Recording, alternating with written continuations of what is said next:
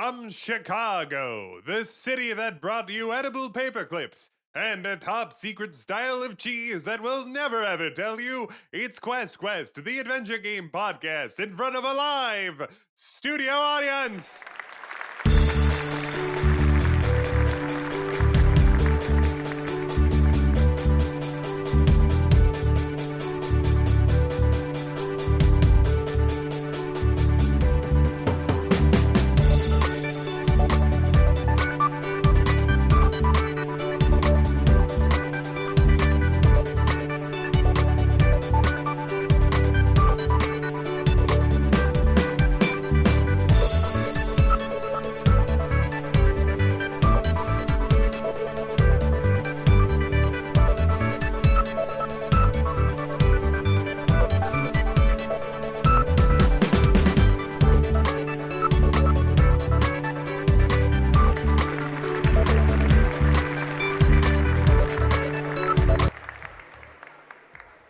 Hello, everybody, and welcome to Quest, the adventure game podcast. I'm Ben.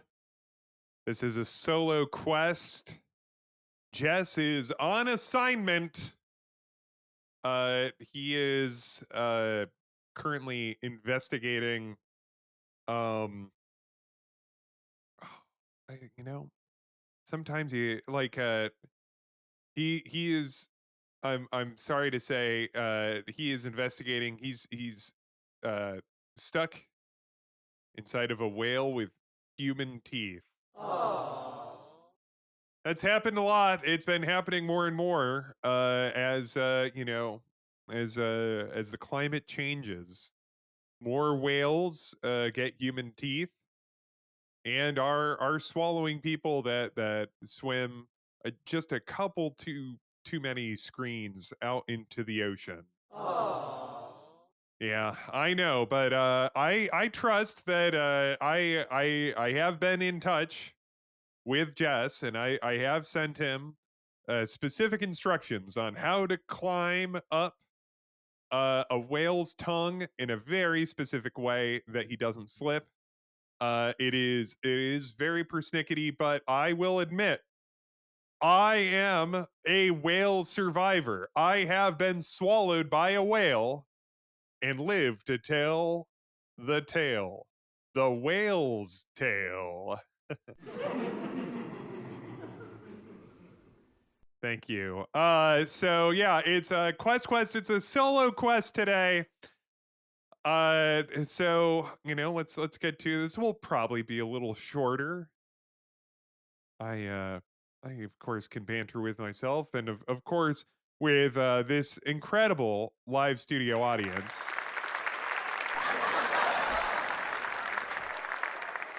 But this will be a little shorter, just a couple thoughts to keep the content flowing like the spice melange. Soon all of your eyes will become a beautiful blue from listening to enough quest, and you will be able to fold time and space. I never quite understood that. Is that I'm assuming, I've never really given this much thought. And I don't know if, Duneheads Quest podcast at gmail.com, but keep your answer to 3 sentences or less. Like when they say like fold space, is that like just kind of a metaphor? Is this something like where in Star Trek there's a there's a guy or a staff or or like the scientific staff or whatever person that their job, whoever this is to kind of give a sciency enough veneer to what they do. uh that's where the idea for the Voyager episode Threshold came from, was that a scientist did discover if you break through the warp barrier you do start to evolve backwards. I think that was the idea. I think that was Brandon Braga's concept for uh, Threshold, an infamous episode of Star Trek Voyager where the Voyager goes too fast because I think it's Tom Paris. It's been a while since I've seen this episode. But it goes too fast, and Tom Paris in particular. Maybe it's not the whole Voyager. Maybe it's just his test pilot ship. I'm not going to look this up. I'm not going to memory alpha. That will slow down my entire computer. My CPU will go to like 500 Celsius. I'm not going to memory alpha. So you're just dealing with my memory of this. But Tom starts to quote unquote evolve backwards into like this evil lizard man or something. And I think that like Braga's, I remember there was a quote of his that was something like, uh, what if there was evolution, but it was bad? Which, you know what? That's the incredible thing about science fiction is that it really good science fiction is based on the concept of what if. And what if there was evolution to a bad place where you became an evil lizard and eventually a salamander that has babies with your captain who's also become a salamander. Uh, Something that happens in Threshold. I hope that everyone's not upset by this. All right, I'm sorry I spoiled Threshold, an episode from a TV show from the 90s. And as we all know, the 90s was 30 years ago. Yeah. Yeah, it's that's a bummer to contemplate. But here we are, just like Threshold. What if science fiction? It's a cornucopia. Yeah, you pick up that paper bound bi-monthly volume of science fiction and fantasy and read those short stories that bring you the great what ifs of the era. So for those of you who have been who watch my stream, ps_Garrick on Twitch, and you can also find me on YouTube. Jess, of course, well, he's on assignment, trying to escape from a whale with human teeth. He's decaf Jedi, no underscore. He got on that early.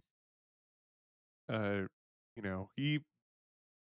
he's not, but PS Garrick, no underscore was taken.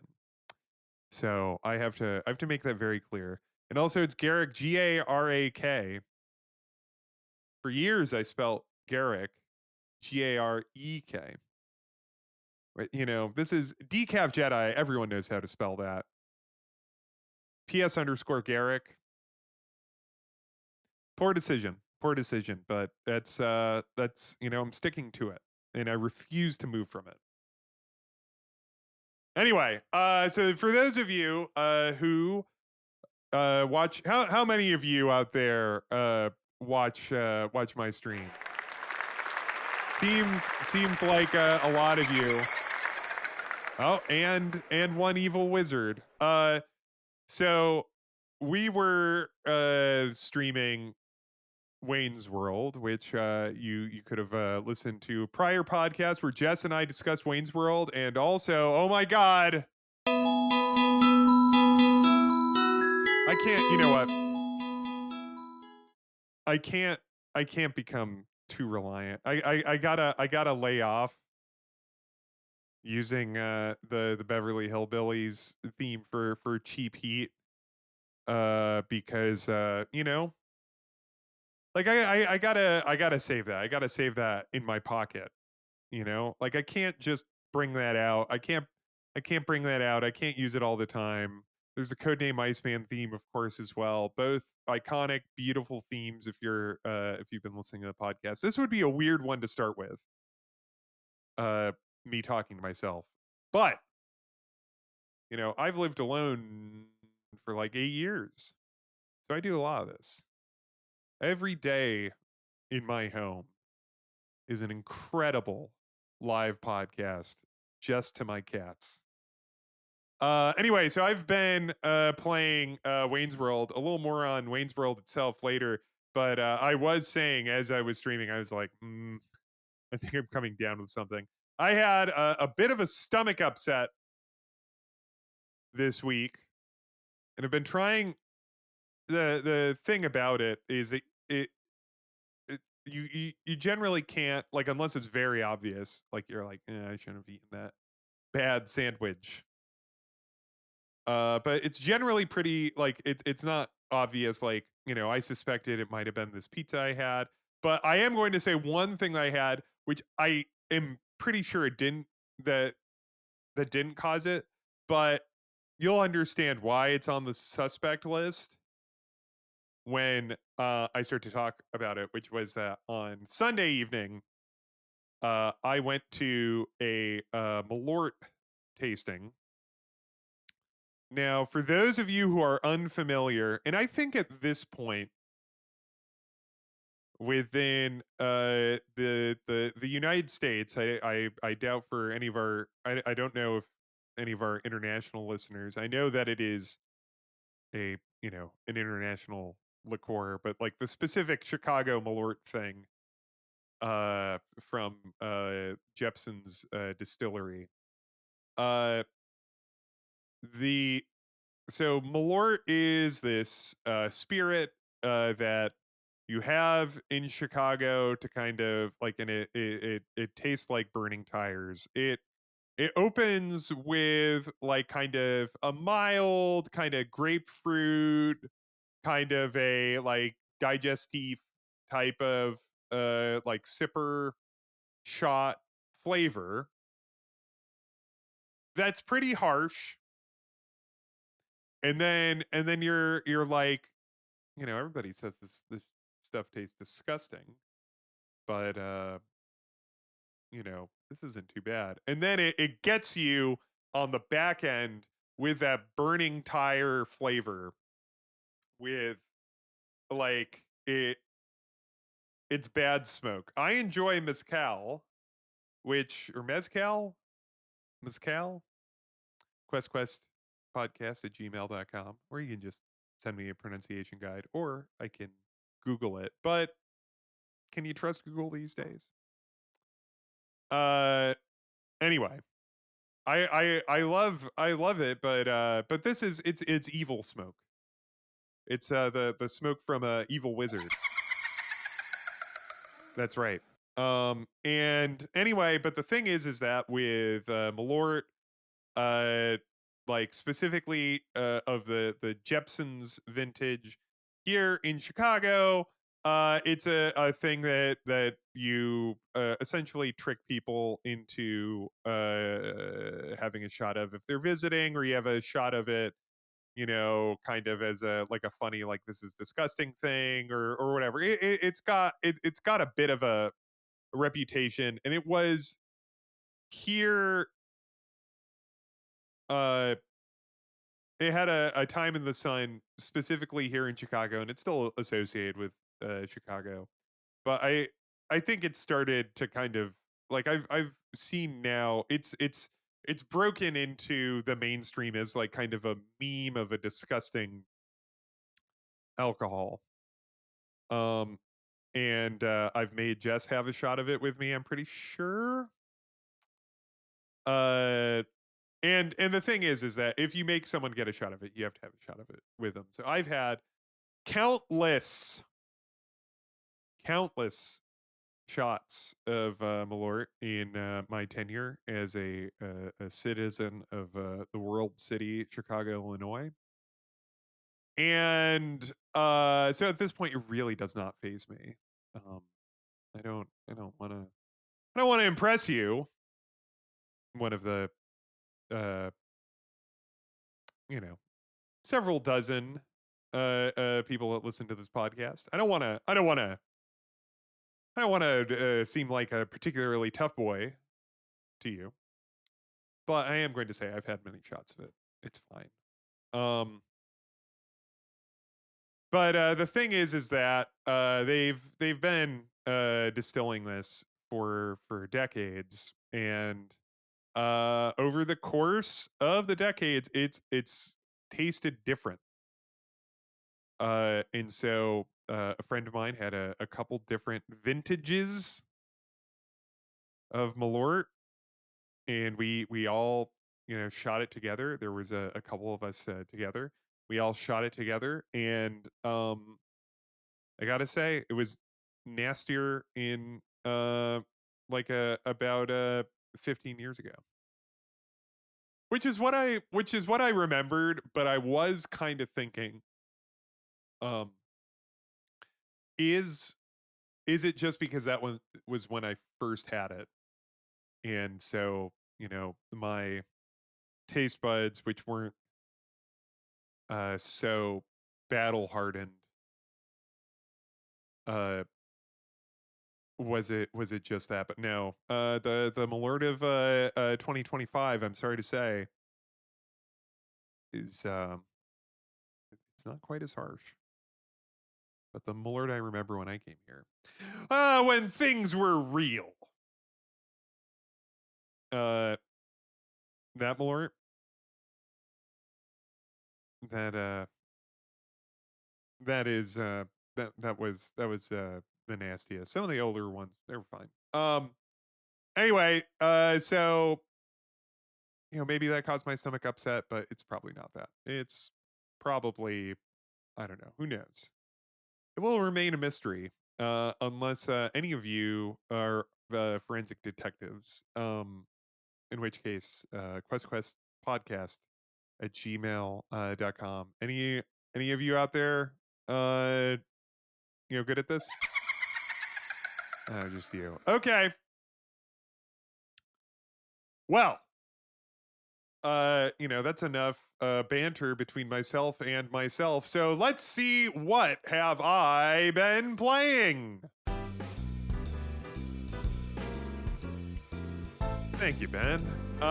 So I have dusted off and started playing a favorite of mine, XCOM 2. XCOM 2 by Firaxis. I'm not referring to Terror from the Deep. But Firaxis is XCOM 2, a tactics game where you are kind of a resistance fighting a now entrenched alien occupation of the Earth. With its expansion pack, which is great and adds all sorts of delightful Star Trek voices. We got Michael Dorn, Marina Sirtis, you got John Delancey. I think my man Frakes, I think he's also in it. All the stars are out. All the stars in the sky. That's kind of a cheat code, right? Kind of a cheat code if you're gonna do like a game for dorks and you have like a budget where you could afford a good amount of the Star Trek cast. We're not talking Patrick. Patrick comes at a premium. He's only in 5 minutes of Oblivion, and I bet he got paid more than everyone in XCOM. Just a guess. But Patrick comes at a premium.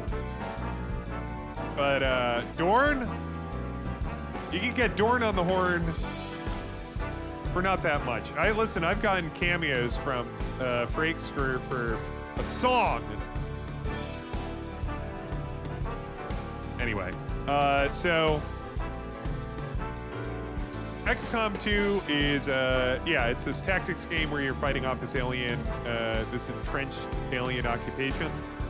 And it is enormous fun. And regular listeners of the Quest podcast know that I'm not quite a systems guy. I enjoy a strategy. I enjoy playing a lot of strategy games. I enjoy playing board games. I have a board game collection. I love crunchy board games. I have all these German economic board games. But like when it comes to computer games, systems, my brain will just start to like I'll put an earnest attempt in, and then my brain will just start to slide off the systems. I have a real nasty case of system slide, and I've talked to my doctor about it. Anyway, so XCOM 2 is a game that I enjoy. I always play it on easy because of the aforementioned system slide. I've never beaten it. Because to me, XCOM 2, and I've watched a friend beat it. It looked fun all the way through, and that final mission looked crazy. XCOM 2 is a muffin top game for me. Like, you know, all the most exciting parts for me, or the most fun parts, are in that beginning, where you're just a little bit ahead of the aliens, and then like once the aliens start to get hard, I just go, this is too hard. The aliens are too hard. Man, we got to bring back using baby voice. People loved that. People loved that. Well, not this crowd. The boo birds are out. But anyways, it's a real muffin top. I know, like, I bring out XCOM 2, and I make it about halfway, I would say. I've knocked out 2, 3 in the expansion pack. Like, there are these special, like, hero characters that the aliens have, and I've knocked out all 3, I think, on one play. So that's a fair amount. That's pretty hard. That's pretty hard, right?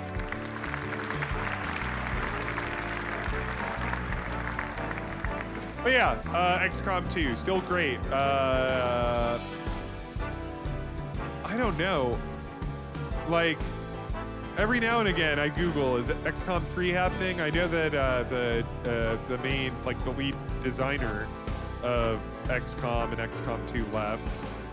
But, you know, that hasn't stopped Firaxis from making great games when, like, a lead designer leaves. You know, there seems like there's no shortage of very smart people over there.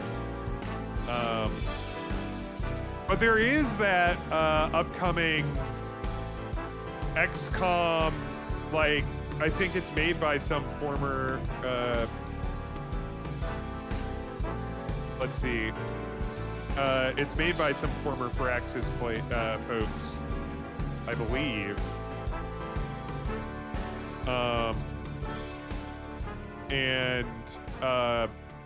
I believe it's called Star Wars Zero Company. And yeah, it's being developed by ex-Firaxis devs at Bit Reactor. And you know, I'm kind of Star Wars'd out. Kind of over Star Wars, but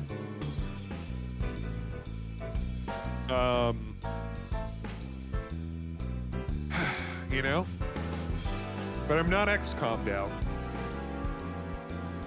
Not XCOM'd out. So, Firaxis, please. XCOM 3. I don't care if they fuck it up. Just give it a try. We'll still have XCOM 2 if they fuck it up. But give it a try. But this Star Wars XCOM looks pretty interesting. So maybe that will scratch the itch. But anyway, that has been what I've been playing.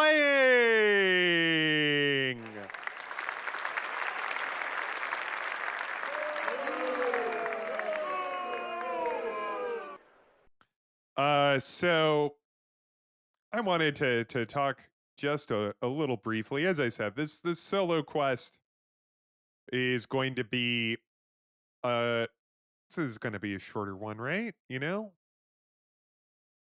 banter is the bread and butter of this. Jess will be back. He'll escape that whale.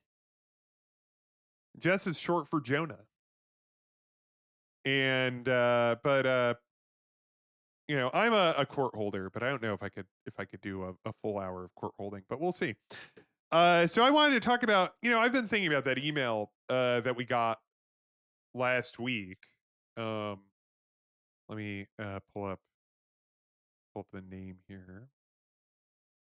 Uh, the email that we got from Ruben last week, where Ruben was asking about co-op adventure games, and we had a bit of a discussion in our Discord.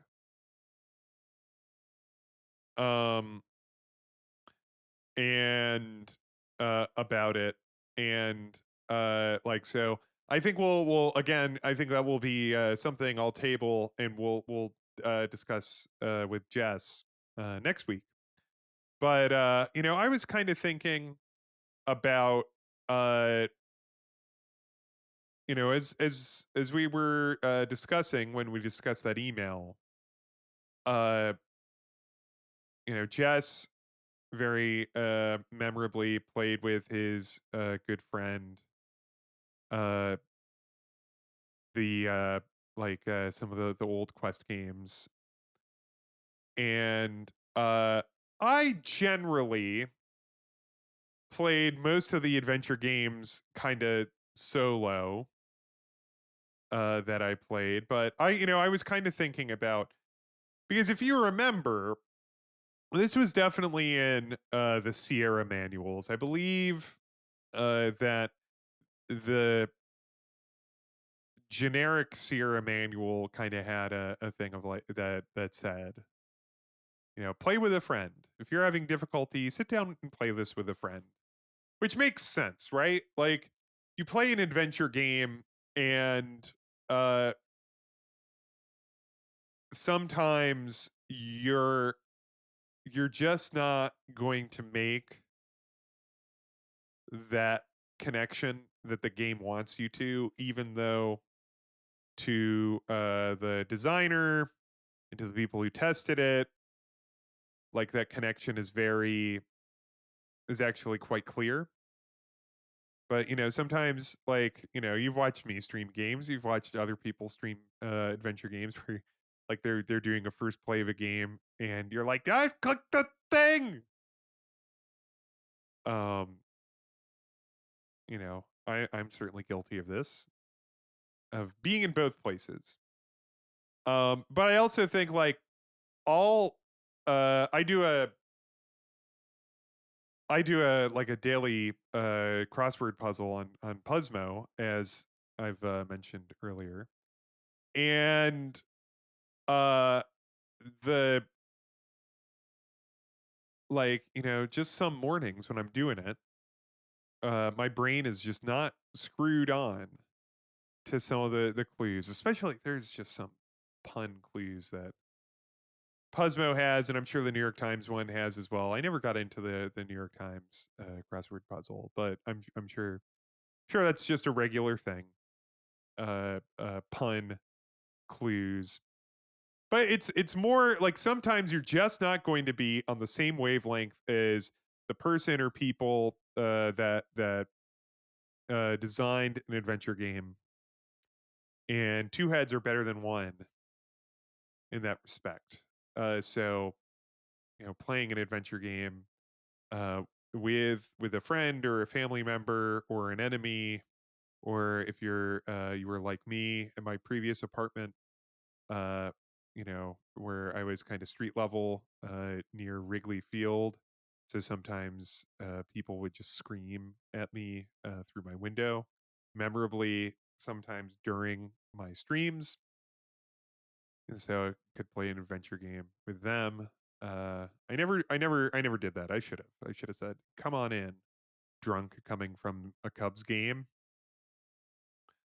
But I wanted to share one very memorable experience of a two-person playing an adventure game with someone that has like remained in my memory for many many years. Um, and I invite you, the listener, if you have any stories of memorable experiences playing an adventure game with someone, again, questquestpodcast at gmail.com. I wanted to talk, and maybe I spoke about this earlier. We have I think this is our 32nd episode, somewhere around there.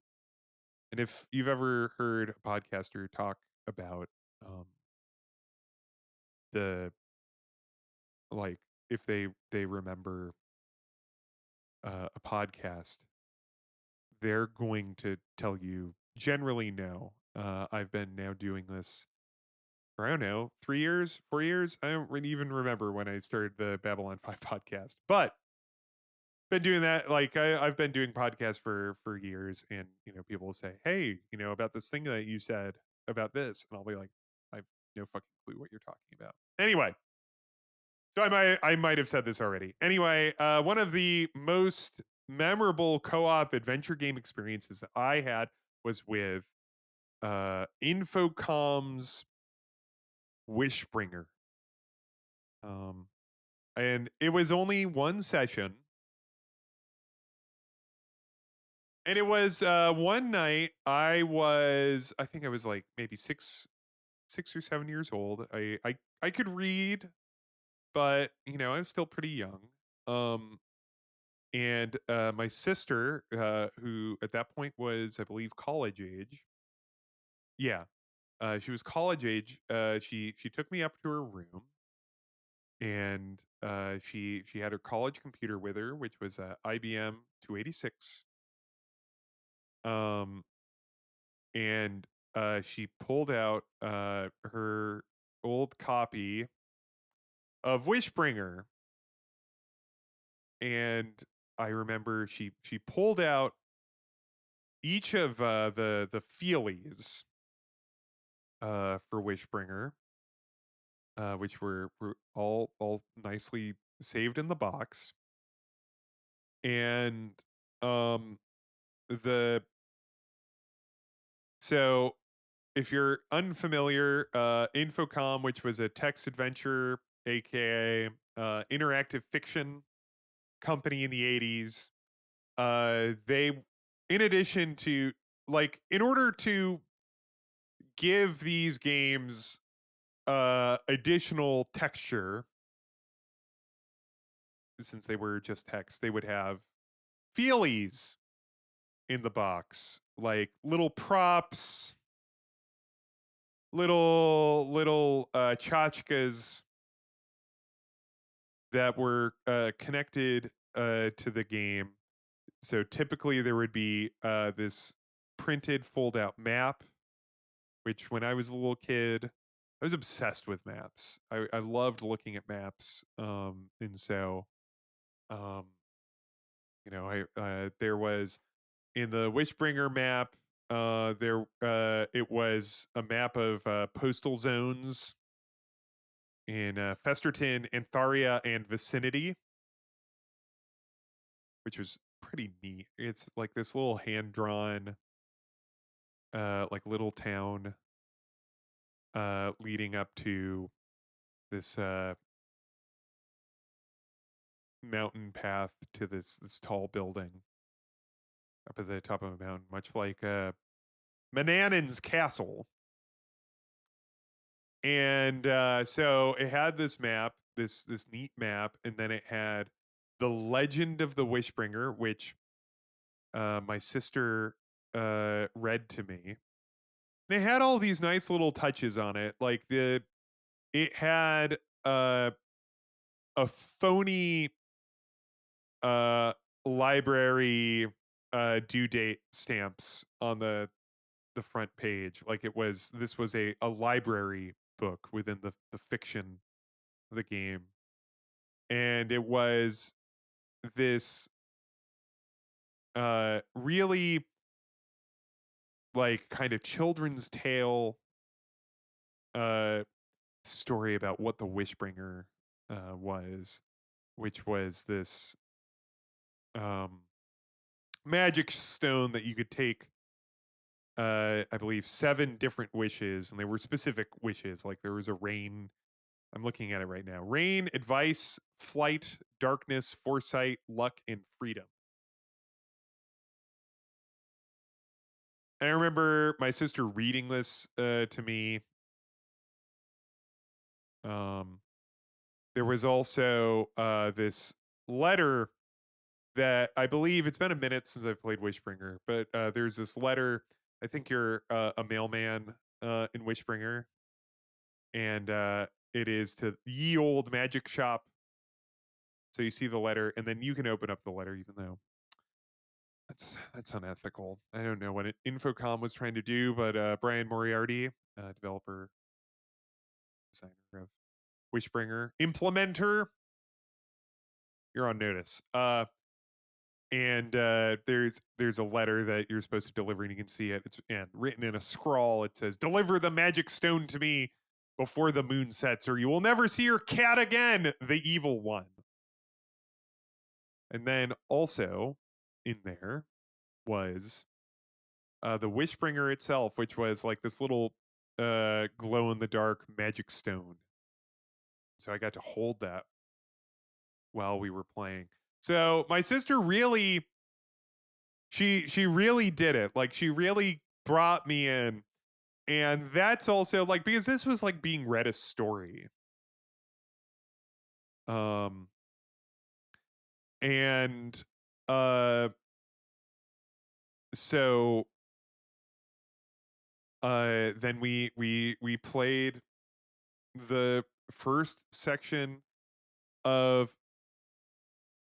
Wishbringer, uh, and it's like again like at that age, like that's kind of the ideal age for like this kind of fairy tale that you can interact with,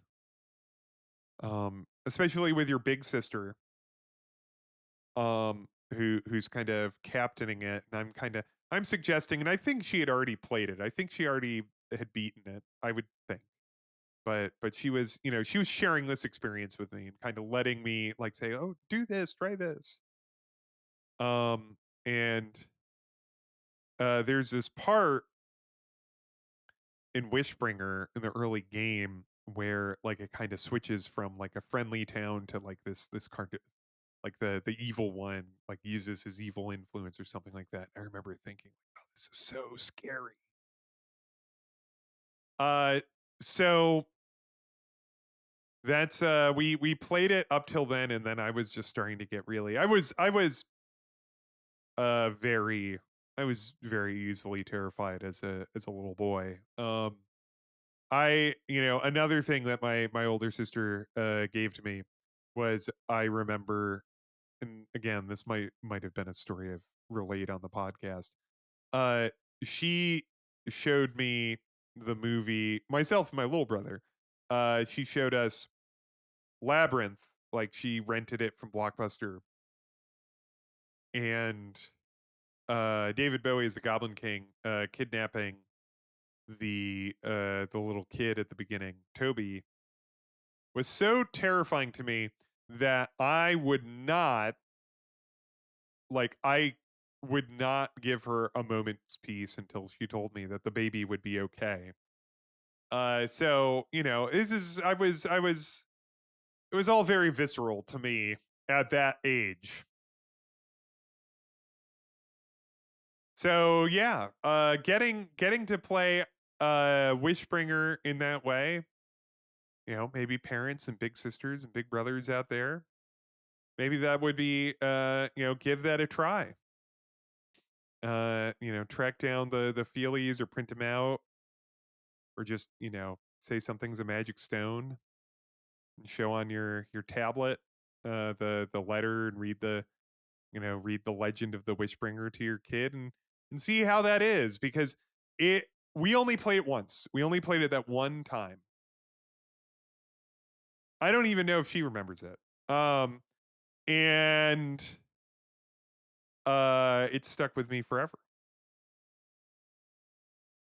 So that is a tale of a very fun co-op adventure game experience with the excellent game Wishbringer.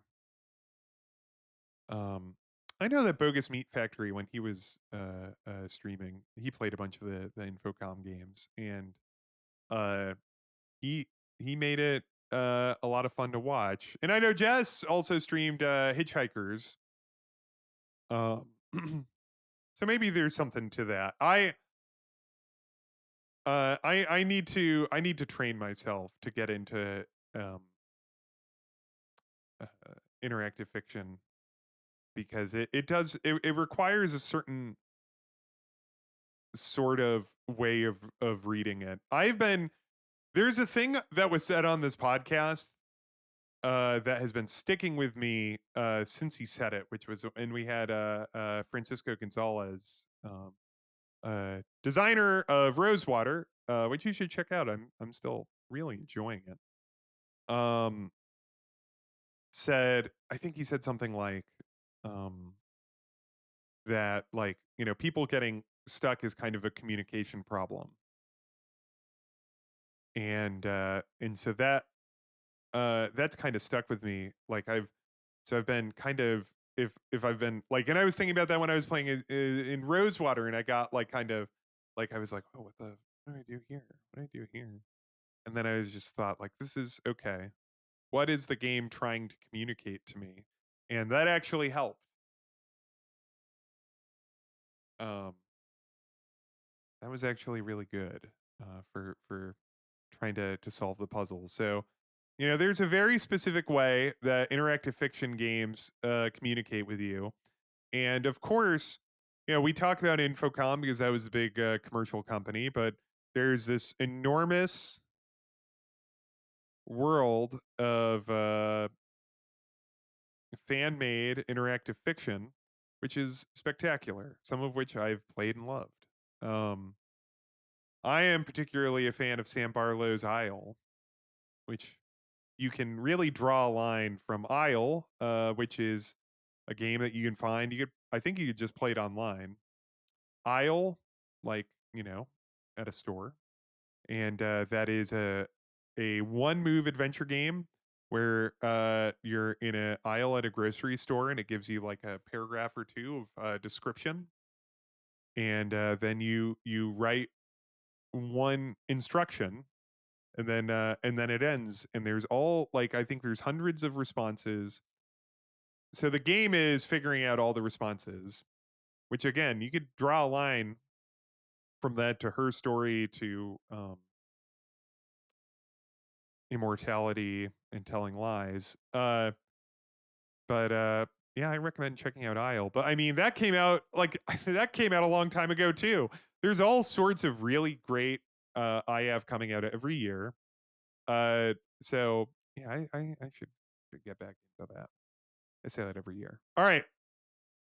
I appreciate you coming to stay with us on this shorter uh holiday, if you're an American. I'm recording this on the Memorial Day weekend, which is the real reason that Jess is unavailable, because he is enjoying it with his family, and I'm not. So the yeah, no, it's okay. It's okay. Uh, I'm going to multiple cookouts, so don't don't be upset. Um, but that's gonna do it for this solo Quest the Adventure Game podcast. I have been Ben PS_Garrick. You can follow my co-host Jess at Decaf Jedi, both for both of us, Twitch and YouTube. Please rate and review us. That's the only way that more people find us. You know, I'm just posting on Blue Sky. That's primarily where I'm at these days. And you can also send us an email at questquestpodcast@gmail.com. I have one in the hopper that I'm going to hold on to for Jess. If you have another one, or if like a memorable co-op adventure game experience like the one I just relayed, shoot us an email, or any of the things I discussed earlier. But until then, join us next week when we discuss Jess telling us how he found the hidden horse's bridle. We'll see you then.